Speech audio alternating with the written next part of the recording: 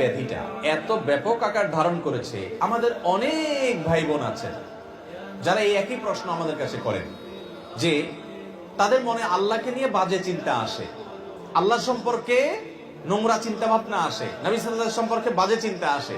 আপনি চিন্তা করুন তো, এই রোগটা যার মধ্যে আসে, এই আশাটা সেই লোকটাকে যদি অস্থির করে দেয়, তাহলে বুঝতে হবে এই লোকটা আসলে ঈমানদার, তার পেরেশান হওয়ার কোনো কারণ নেই।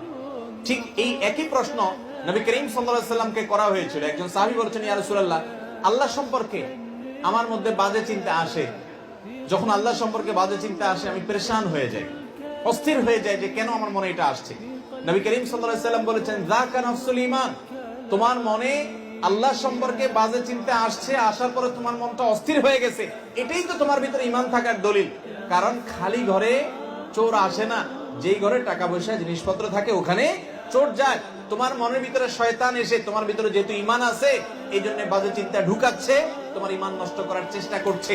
তুমি সেটা টের পেয়ে গেছো, অস্থির হচ্ছ, পেরেশান হচ্ছ, এর মানে হলো তোমার ভিতরে ঈমান আছে। এটা ঈমান থাকার প্রমাণ, তোমার টেনশনের কারণ নাই, বরং আল্লাহ শুকর আদায় করবা। আর এটাকে একেবারেই আমলে নিবে না। এরকম ইচ্ছার বাইরে মনে বাজে চিন্তা শয়তান ঢুকিয়ে দিচ্ছে, এর কারণে আপনার ঈমানের ক্ষতি হবে না, এর কারণে আপনি বেঈমান হবেন না, বরং এরকম পরিস্থিতি আসলে কয়েকটা কাজ করবেন। নাম্বার 1, এটাকে একদম আমলে নিবেন না। নাম্বার 2, খুশি হবেন যে আমার ভিতরে ঈমান আছে, এজন্য শয়তান আমাকে খোঁচাচ্ছে।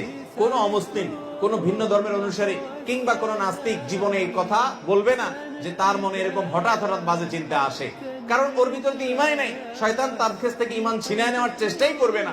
শয়তানকে আমরা দেখি না, গোটা কোরআন জুড়ে সবচেয়ে বেশি সাবধান করা হয়েছে আমাদেরকে শয়তানের ব্যাপারে। আদুউন মুবিন আল্লাহ তাআলা বলেছেন, সেই শয়তান সম্পর্কে আমাদের ধারণাই নেই, আমরা জানি না।